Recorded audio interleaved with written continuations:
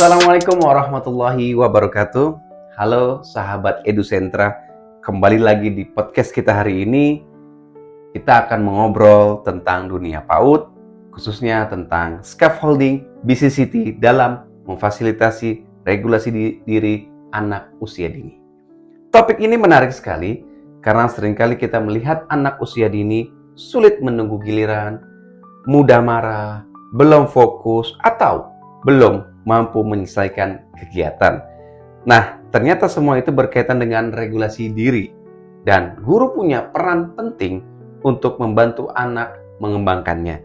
Hari ini sudah hadir bersama kita Ibu Kemala Zuraida, mahasiswi Magister Psikologi Pendidikan. Halo Bu Kemala, apa kabar? Ya, hai. Ya, sebelumnya terima kasih ya Mas, saya sudah diberikan kesempatan untuk berbagi di podcast EduCentra ini. Baik, Bu Kemala, kita langsung kepada topik yang akan kita bahas ya, Bu Kemala. Bu Kemala, kita mulai dari hal yang paling dasar terlebih dahulu. Sebenarnya topik Ibu yang akan dibahas ini tentang apa sih? Oke, baik. Jadi gini Mas, saya bahas tentang scaffolding dalam pembelajaran BCCT ya. Ini untuk membantu guru PAUD memfasilitasi regulasi diri anak usia dini. Sederhananya begini, anak usia dini itu kan sedang belajar mengelola dirinya sendiri. Mereka belajar bagaimana menunggu giliran, mengikuti aturan, mengontrol emosi, fokus pada kegiatan, dan menyelesaikan tugas. Nah, kemampuan seperti ini tidak hanya muncul secara tiba-tiba. Anak tuh membutuhkan bantuan dari orang dewasa, terutama guru. Nah, disinilah scaffolding sangat penting, karena guru itu memberikan bantuan secara bertahap sesuai dengan kebutuhan anak, sampai anak perlahan mampu melakukannya sendiri. Baik, Bu Kemala, menarik sekali topik pembahasannya. Nah, sekarang kita bahas tentang BCCT-nya terlebih dahulu nih Bu Kemala. Apa itu BCCT? Oke, BCCT itu adalah singkatan dari Beyond Center and Circle Time. Dalam PAUD, BCCT dikenal sebagai pembelajaran berbasis sentra dan saat lingkaran. Jadi, anak belajar melalui kegiatan di berbagai sentra. Misalnya, sentra balok, sentra seni, sentra bahan alam, sentra main peran kecil, sentra main peran besar, sentra persiapan, dan juga sentra imtak. Nah, namun yang penting dipahami, BCCT bukan sekedar anak bermain di sentra, Mas. Tapi di dalamnya tuh ada proses yang terstruktur. Guru menyiapkan lingkungan main, memberikan pijakan sebelum, memberikan pijakan pada saat anak bermain gitu ya, dengan cara mendampingi, lalu mengajak anak melakukan refleksi setelah bermain atau disebut juga dengan recalling. Nah, jadi anak tetap bebas bereksplorasi, tapi kebebasan itu tetap ada arahnya. Guru hadir sebagai fasilitator, bukan hanya sekedar sebagai pengawas. Oke, menarik sekali ya Bu Kemala. Tadi kita bahas tentang BCCT ya. Nah, sekarang kita masuk Bu Kemala tentang scaffolding. Nah, menurut Bu Kemala nih, scaffolding itu apa sih maksud sederhananya? Oke, gini Mas, scaffolding itu bisa kita pahami sebagai bantuan bertahap ya Mas. Jadi guru memberikan bantuan anak tapi sesuai kebutuhan anak pada saat itu. Misalnya ada anak yang belum bisa menunggu giliran, atau guru tidak langsung dengan berkata bahwa oh jangan berebut ya, atau kamu nih nakal gitu ya. Tapi guru itu membantu anak memahami situasinya. Misalnya dengan mengatakan nih, pada saat ada case anak ingin bermain balok yang sama dengan temannya. Lalu guru memberikan pertanyaan seperti, kamu ingin bermain balok ini ya? Nah, lalu kalau balok ini sedang dipakai dengan teman kamu, apa yang harus kamu lakukan? Atau kamu mau menunggu atau mau bermain dengan balok yang berbeda? Nah, inilah Mas yang disebut dengan sebuah bentuk scaffolding. Lah guru itu membantu anak untuk mengenali keinginannya, memahami aturan, dan memilih tindakan yang tepat. Jadi scaffolding itu bukan berarti guru mengambil alih semua masalah anak, tetapi guru memberikan bantuan supaya anak bisa belajar untuk menyelesaikan masalahnya sendiri secara bertahap. Baik, luar biasa nih. Terima kasih Bu Kemala untuk penjelasan yang luar biasa nih. Baik, kita ke pertanyaan selanjutnya Bu Kemala ya. Tadi kita sudah bahas tentang BCCT, kemudian scaffolding. Nah, pertanyaan selanjutnya, apa nih hubungan scaffolding BCCT dengan regulasi diri anak? Oke, gini.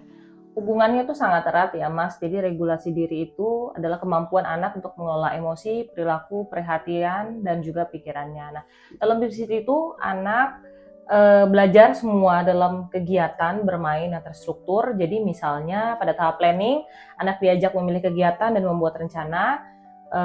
Pada tahap doing, anak itu menjalankan rencananya, fokus dan mengikuti aturan, bekerja sama dan menyelesaikan kegiatan. Dan pada tahap review atau recalling, anak tuh diajak menceritakan kembali apa yang sudah dilakukan. Jadi melalui BCCT itu anak tidak hanya bermain tetapi juga belajar mengatur dirinya sendiri. Jadi scaffolding dari guru membantu proses untuk agar anak itu lebih terarah. Gitu. Baik, sangat menarik ya pemirsa. Kita lanjut ke pertanyaan selanjutnya Bu Kemala. Boleh diberi contoh konkret, misalnya sebelum anak bermain, apa yang bisa dilakukan oleh guru? Oke, sebelum bermain itu biasanya guru tuh bisa melakukan pijakan sebelum main ya. Yang pijakan itu seperti contoh tuh bisa guru menanyakan, hari ini kamu mau bermain apa? Atau misalnya kalau mainan yang kamu mau pakai ini sedang dipakai teman. Nah gitu, apa yang harus kita lakukan? Nah gitu ya. Ini pertanyaan sederhana ini yang sebenarnya sangat penting sekali. Anak itu kita ajak untuk berpikir sebelum bertindak. Jadi anak juga belajar bahwa ada aturan, bahwa kita tuh ada teman lain dan juga ada pilihan dalam sebuah tindakan gitu. Baik Bu Kemala, kalau anak sedang bermain, bagaimana contohnya scaffoldingnya? Oke, kita bisa ngambil contoh tuh misalnya anak sedang membuat bangunan ya Mas ya. Jadi anak sedang bermain di sentra balok, lalu bangunannya rubuh gitu. Nah, terus kita lihat bahwa anak tersebut merasa kesal. Nah, guru bisa mendekati dan berkata, rubuh ya menaranya gitu. Menurut kamu, agar menara ini lebih kuat, bagian mana yang perlu kita kuatkan? Nanti lalu anak menjawab gitu, bagian bawahnya. Oh iya, dengan cara bagaimana kita membangun supaya bagian bawahnya itu lebih kuat. Bawah ini sebagai apa? Lalu anak menjawab, sebagai dasar Bu. Nah seperti ini Mas. Nah pertanyaan itu tuh guru tidak langsung menyusun balok untuk membantu anak gitu ya. Tapi guru tuh membantu anak supaya berpikir dan mencoba strategi baru gitu. Nah di situ tuh anak belajar Mbak, bahwa anak belajar menyebutkan perasaannya, mampu mengontrol emosinya, dan menyelesaikan konflik dengan cara yang lebih baik gitu. Baik, menarik sekali ya pemirsa. Tadi sudah bermain ya. Nah, sekarang pertanyaan selanjutnya Bu Kemala, bagaimana dengan setelah bermain, apa yang guru lakukan? Oke, kita ambil contoh ini Mas. Kalau tadi kita ngambil pada saat balok, nah ini kita lihat guru bisa bertanya, tadi kamu membuat apa gitu ya. Ini kita melakukan refleksi atau sebut juga recalling. Nah, anak ini kita ajak dulu untuk mengingat dan menceritakan kembali pengalaman mainnya. Kalimat tanyanya bisa kita tanyakan apa yang tadi sudah anak buat dengan bertanya, kamu tadi buat apa? Bagian mana tadi hal yang tersulit yang kamu lakukan? Bagaimana kamu cara menyelesaikannya? Nah, besok apa kamu rencana ingin membangun bangunan yang seperti apa? Nah, pertanyaan seperti itu membantu anak untuk refleksi sederhana gitu. Anak belajar menyadari prosesnya, belajar juga untuk meregulasi diri. Nah, karena dalam ini anak mulai memahami apa yang ia rasakan, apa yang ia lakukan, dan bagaimana ia juga dapat menyelesaikan masalah tersebut. Oke, teman-teman, ini menarik sekali ya. Ini pertanyaannya banyak sekali sebetulnya Bu Kemala. Kita lanjut ya Bu Kemala ya. Jadi Bu Kemala, bagaimana nih modul panduan guru itu bisa diterapkan oleh guru, dan bagaimana guru PAUD ini membutuhkan modul seperti apa gitu? Oke, karena dalam praktik itu banyak guru ya yang sebenarnya sudah melakukan pendampingan kepada anak, tetapi belum selalu sistematis. Ada guru yang sudah mengenal sentra, tapi masih lebih fokus kepada hasil karya anak. Misalnya anak ini dilihat, oh sudah berhasil ya membuat sebuah bangunan gitu ya. Anak ini berhasil ya menggambar, oh anak ini berhasil ya menyelesaikan tugas gitu. Padahal ini tidak kalah penting adalah bagaimana prosesnya Mas, bagaimana anak itu menunggu giliran, bagaimana anak itu mengelola rasa kecewa, rasa marah, bagaimana anak tetap bisa fokus. Nah, terus bagaimana juga anak bisa mengelola saat terjadi suatu masalah atau konflik dengan temannya. Nah, modul ini Mas diharapkan bisa membantu guru agar memiliki panduan yang lebih jelas. Di dalamnya ada penjelasan tentang BCCT, strategi scaffoldingnya, nah contoh dialog guru, nah dan guru dan anak, dan kegiatan yang bermain terstruktur, lembar observasi dan juga refleksi guru. Jadi modul ini bukan hanya berisi teori, tetapi juga contoh-contoh praktis yang digunakan guru dalam pembelajaran sehari-hari. Baik, ini menarik sekali ya tadi ya, tentang bagaimana scaffolding, kemudian panduan guru ya Bu Kemala ya. Nah, menurut Ibu nih, apa tantangan terbesar guru ketika menerapkan scaffolding di CCT? Oke, kalau menurut saya ya tantangan terbesarnya adalah guru tuh sering ingin cepat membantu anak. Nah, itu karena kurang kesabarannya guru ya dalam membimbing dan mendampingi anak-anak usia dini. Misalnya anak kesulitan, guru langsung menyelesaikan masalahnya. Anak konflik, guru cepat memutuskan siapa nih yang benar, siapa yang salah. Anak tidak fokus, nah guru langsung buru-buru menegur. Padahal dalam scaffolding itu guru tuh perlu loh memberikan ruang kepada anak untuk mencoba ya. Guru tuh tetap hadir, tetap mengambil alih, tetapi tidak mengambil alih, tetapi membimbing gitu lebih tepatnya Mas, dengan pertanyaan, arahan ringan, contoh dan penguatan. Tantangan lainnya adalah saya bilang sih konsekuensi ya, konsistensi gitu ya Mas ya.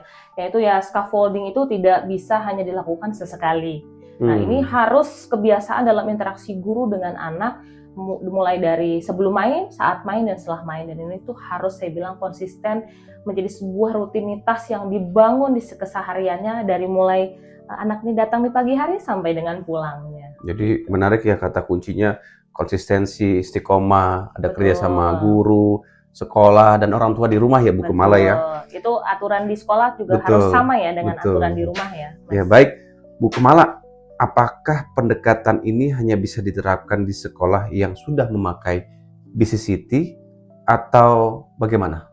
Oh enggak sih Mas, memang topiknya itu saya membahas BCCT ya, tapi prinsip scaffolding sebenarnya bisa diterapkan di berbagai model PAUD mana aja. Jadi sekolah yang belum menerapkan sentra secara penuh juga tetap bisa menggunakan prinsipnya. Jadi misalnya guru menata lingkungan belajar, memberikan aturan sederhana pada saat kegiatan gitu kan, sebelum kegiatan mendampingi anak pada saat proses belajar, dan juga mengajak anak setelah berkegiatan, yaitu dengan cara recalling. Jadi modul ini bisa digunakan untuk menginspirasi guru-guru maupun yang non BCCT gitu ya. Intinya bukan hanya pada nama metodenya, tetapi pada bagaimana guru dapat memberikan bantuan bertahap kepada anak agar anak tuh lebih mandiri gitu Mas. Baik, jadi pada prinsipnya bisa ya diterapkan, modul ini bisa ke semua sekolah begitu. Betul. Ya Bu Kemala ya. Ini sebagai penutup Bu Kemala, apa pesan Bu Kemala terhadap guru PAUD?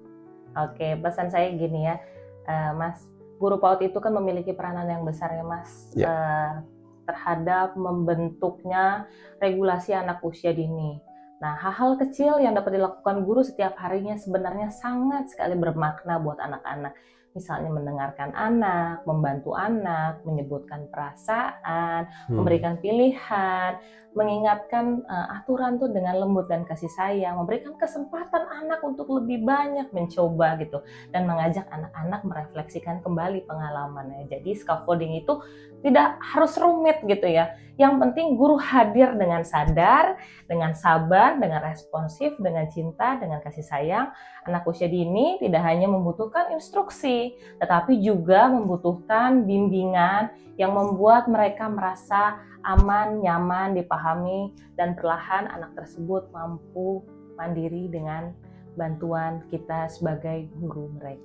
Baik, terima kasih banyak Bu Kemala atas penjelasan yang sangat luar biasa gitu ya. Dari obrolan kita hari ini kita bisa memahami bahwa scaffolding BCCT bukan hanya tentang bermain di sentra, tetapi tentang bagaimana guru memberikan pijakan yang tepat agar anak belajar mengelola dirinya. Anak belajar menunggu giliran, mengontrol emosi, fokus mengikuti aturan, menyelesaikan kegiatan, dan merefleksikan pengalaman bermainnya. Semua itu menjadi bagian penting dari regulasi diri anak usia dini. Terima kasih juga untuk para pemirsa di rumah yang sudah menyimak podcast hari ini. Semoga pembahasan saya dengan Bu Kemala ini bermanfaat buat guru PAUD, orang tua, dan siapapun yang peduli pada pendidikan anak usia dini. Terima kasih atas kerjasamanya Bu Kemala. Semoga bisa kesempatan lain kita bisa berjumpa kembali.